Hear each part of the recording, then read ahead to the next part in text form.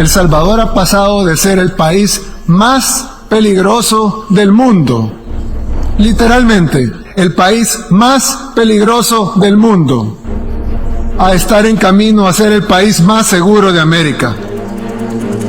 Pasamos de ser un país para muchos desconocido, y los pocos que lo conocían por las pandillas, por los muertos, por la violencia, por la guerra. Presidente Nayib Bukele destaca en Asamblea General de la ONU que El Salvador ha logrado en corto tiempo dejar atrás más de 40 años de violencia e inseguridad, gracias a las diferentes estrategias impulsadas por su gobierno, que ha logrado en poco más de 3 años dar un giro de 180 grados a favor de los salvadoreños.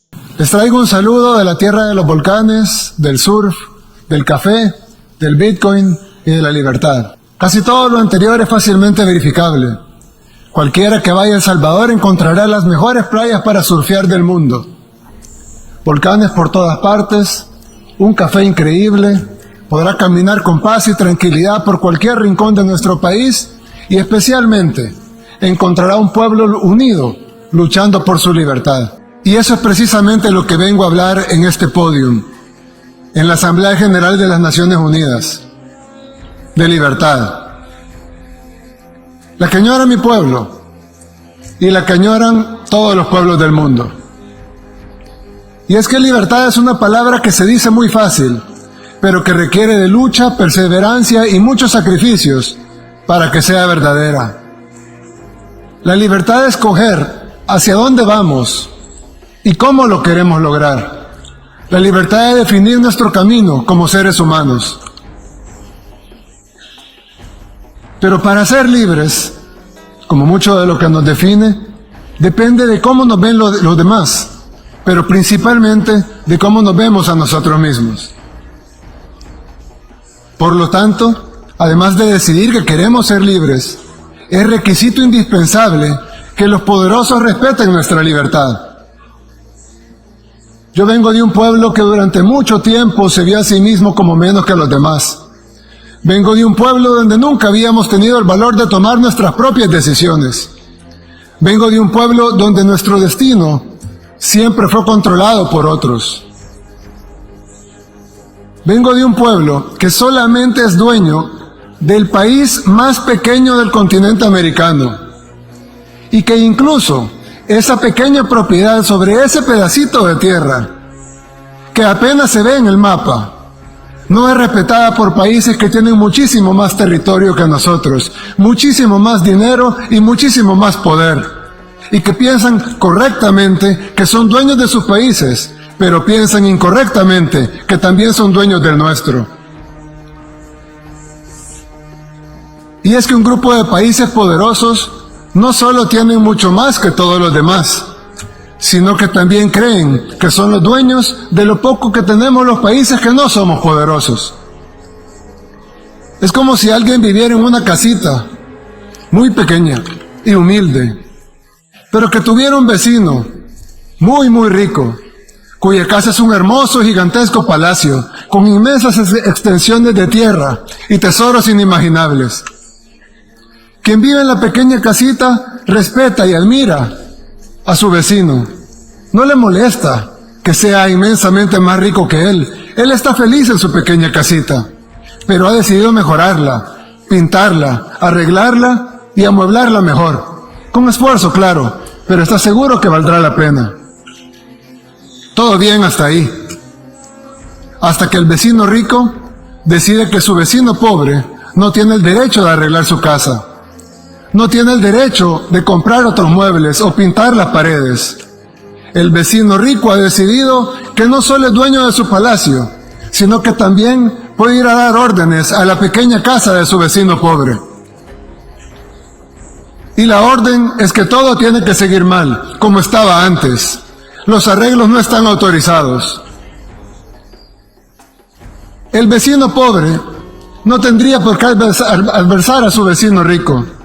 No tiene por qué envidiarlo o aspirar a tener lo que el vecino rico tiene. No tiene por qué pretender que irá a su palacio a darle órdenes o a exigirle que cambie el color de su mármol. Pero el vecino pobre sí debe tener al menos el derecho de limpiar su casa, pintar sus paredes cambiar sus muebles, sembrar flores en su jardín y cambiar su techo por uno que no tenga goteras y que lo proteja de la lluvia. Eso no puede molestar al vecino rico. Él no puede exigirle que vuelva a poner los muebles viejos, que corte las flores, que despinte las paredes, que quite el techo nuevo, que además le está funcionando para poner el techo viejo que había antes, con el agravante que ese techo con goteras nunca sirvió. El vecino rico no tiene ninguna autoridad para exigirle a su vecino pobre que regrese al pasado, porque no tendría por qué pretender mandar en casa ajena. En segundo lugar, porque ese vecino pobre ya intentó seguir las órdenes de su vecino rico y no le pudo haber ido peor. Y en tercer lugar, porque lo que está haciendo está funcionando por primera vez. ¿Por qué debería su vecino obligarlo a regresar a como estaba antes? ¿Con qué objetivo? ¿Para lograr qué? ¿Acaso no debería estar feliz que su vecino pobre esté un poco mejor que antes? Por eso digo que la libertad es algo por lo que aún luchamos en nuestro país, en El Salvador. Porque si bien somos libres y soberanos e independientes en papel, no lo seremos de verdad hasta que los poderosos entiendan que queremos ser sus amigos, que los admiramos, que los respetamos, que nuestras puertas están abiertas de par en par para comerciar, para que nos visiten, para construir las mejores relaciones. Pero lo que no pueden hacer es venir a mandar a nuestra casa. Y no solo porque es nuestra, sino porque no tendría sentido deshacer lo que estamos logrando. En poquísimo tiempo, El Salvador ha pasado de ser el país más peligroso del mundo, literalmente, el país más peligroso del mundo, a estar en camino a ser el país más seguro de América. Pasamos de ser un país para muchos desconocido, y los pocos que lo conocían por las pandillas, por los muertos, por la violencia, por la guerra. Pasamos de eso a ser un país conocido por las playas, por el surf, por sus volcanes, por su libertad financiera, por su buen gobierno y por haber acabado con el crimen organizado. Y esos logros que apenas empiezan y que se están consiguiendo en poquísimo tiempo, para nosotros son inmensos y tenemos el derecho a continuar en el camino de nuestro desarrollo. Por eso dije al principio que la libertad es algo por lo que aún luchamos, porque todavía necesitamos que se nos reconozca nuestro derecho a ser libres, a ser independientes de verdad. Quise utilizar este podio para decir estas palabras, porque tal vez no solo resonarán en mi país, El Salvador, sino también en otros pueblos del mundo, que como el mío, quieren construir su propio camino, con libertad. Unos podrán hacerlo antes, otros después. Para uno será más fácil, para otros será más difícil. Pero será mucho más rápido si los países poderosos nos ayudan. O al menos, si no nos quieren ayudar, que no estorben. Cada pueblo debería encontrar su propio camino. Y cada pueblo encontrará amigos en la búsqueda de ese camino. A esos países, humildemente les ofrezco la amistad de este pequeño país, el más pequeño del continente americano, el país del surf, de los volcanes y de las pupusas. El país que aún lucha por su libertad, pero que está a punto de conseguirla. Hace 3 años estuve aquí, en este mismo podio en las Naciones Unidas. En ese tiempo les dije que este formato era obsoleto, y ahora 3 años después nos damos cuenta que lo es aún más. Pero tal vez aún sirva de algo.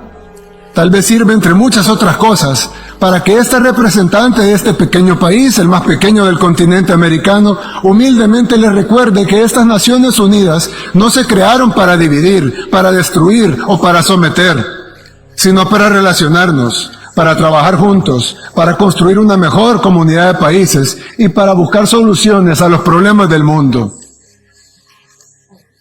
Pero con el respeto absoluto a la soberanía y a la autodeterminación de cada país y de la manera que dice la misma Carta de las Naciones Unidas en el primer principio de cómo sería esta organización.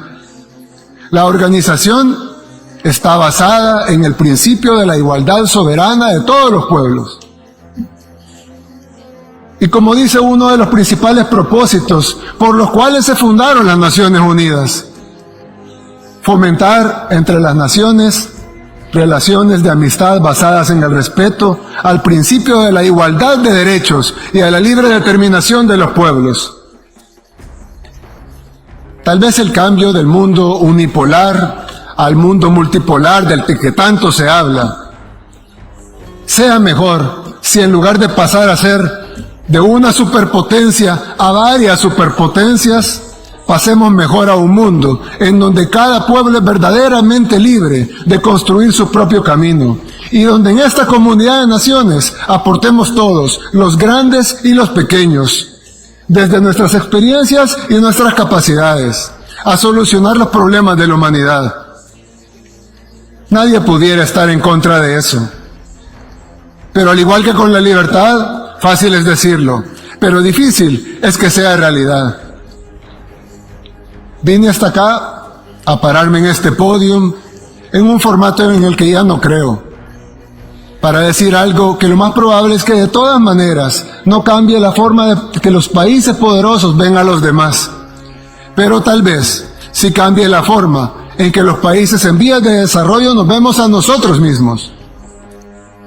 Si después de estas cortas palabras se ha logrado algo de eso, o al menos que un puñado de individuos que se verán a sí mismos con respeto y que sepan que son capaces de construir su propio camino, entonces valió la pena venir hasta acá, a hablar en este formato obsoleto. ¿Y quién quita? Tal vez con el tiempo, tal vez surgen otras naciones, surgen otros pueblos que también decidan luchar por su libertad. Y entonces, las Naciones Unidas habrán vuelto a ser relevantes, al menos para este humilde servidor. Muchas gracias, y que Dios bendiga a todas las naciones del mundo. Síguenos en Mágico TV y activa la campanita de notificaciones para que estés enterado del acontecer nacional e internacional.